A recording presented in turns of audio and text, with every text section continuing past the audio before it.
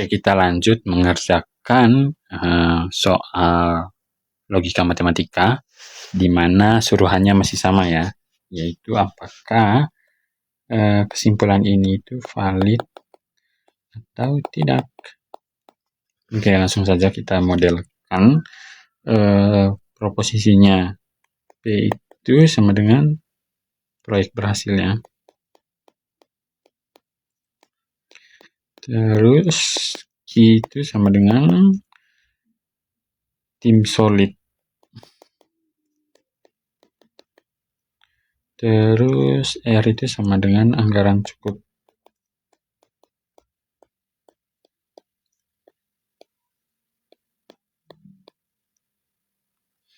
Terus ini tim tidak solid, tidak berhasil. Oke, sisanya itu negasinya ya. Berarti proposisinya cuman ini.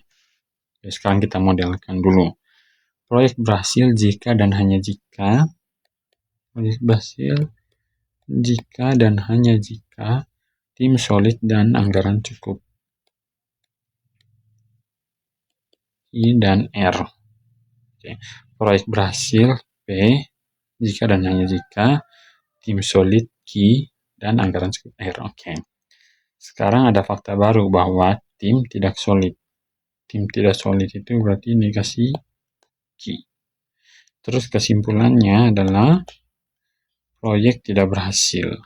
Negasi P ya.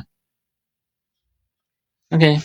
Sekarang untuk mengerjakan soal ini, sekali lagi ya kita lihat bahwa si premis-premis yang udah ada ini, dia harus bernilai true. Jadi in order for this kesimpulannya valid, maka dia juga harus bernilai true. Sekarang kita lihat. Ini tanda tanya ya, nilai true. Oke, sekarang kita lihat bisa nggak si kesimpulan ini bernilai true saat premis dan premis 2 dan premis 1-nya bernilai true. Kita lihat ya. Di sini premis keduanya itu adalah negasi Q sama dengan true. Nah, saat negasi Q sama dengan true, kita masukkan ke premis 1 ya. Nah, di premis 1 ini yang ada Q-nya itu di bagian Q dan R. Nah, gimana kalau misalkan kita mau si Q dan R ini bernilai true? Sebelum itu kita lihat gambaran besarnya dulu ya di premis 1 ini. Di premis 1 ini dia itu karena modelnya jika dan hanya jika P jika dan hanya jika Q dan R, berarti supaya si premis 1 ini bernilai true, ya dia harus memiliki nilai yang sama. Nah, kenapa kayak gitu? Karena kita lihat ya, kalau misalkan ada dua proposisi dengan semua kemungkinan true dan false, true, false, true, false, true, true, false, false. Nah, ini semua kemungkinan kombinasi true dan false-nya ya. Terus ada hubungan A jika dan hanya jika B.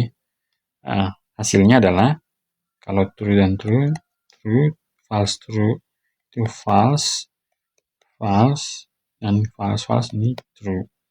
Nah, supaya mereka ini bernilai true, kuncinya kan nilainya harus sama ya, entah itu true dan true atau false dan false. Nah, inilah yang akan kita terapkan ke si premis 1 ini. Oke, jadi gimana caranya agar si premis 1 ini dia bernilai true?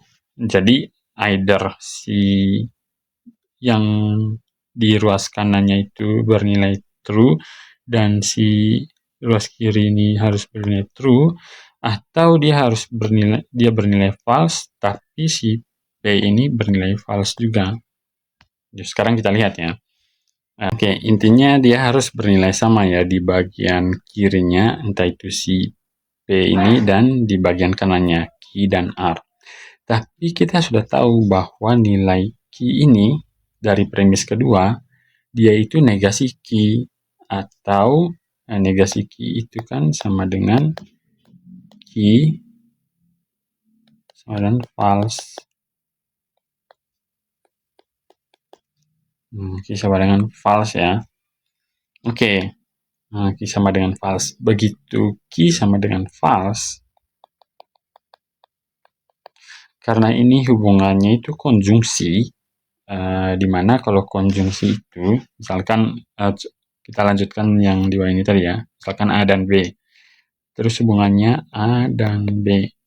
Nah, dia itu kan hanya bernilai benar kalau keduanya itu sama-sama benar ya. Sisanya kalau ada satu aja false, nah dia false. Terus apalagi kalau ada dua false gitu. Nah, di nilai ini, karena kita sudah tahu bahwa Q itu nilainya false, jadi apapun nilai dari R ini, dia itu gak mungkin lagi nilainya true. Dia itu berarti nilainya pasti false. Coba deh, misalkan si R ini true. True dan false, ya tetap false. Terus misalkan si R ini ternyata false. Ya, false dan false ya tetap false. Jadi tidak terelakkan ya nilai false dari si Q dan R ini. Jadi ini makanya aku bilang begitu tahu bahwa nilai Q ini false, ya otomatis nilai Q dan R itu false. Nah, karena kita udah tahu bahwa Q dan R ini false, maka otomatis si nilai P ini dia itu harus false juga, biar secara keseluruhan nanti hubungan P jika dan hanya jika Q itu tetap bernilai true. Nah, apakah bisa? Nah, ternyata bisa ya, karena kalau ini false dan false dalam hubungan jika dan hanya jika, itu outputnya adalah true. Benar ya, outputnya true. Itu berarti kalau ini false dan R, berarti nilai P itu sama dengan negasi P, kan?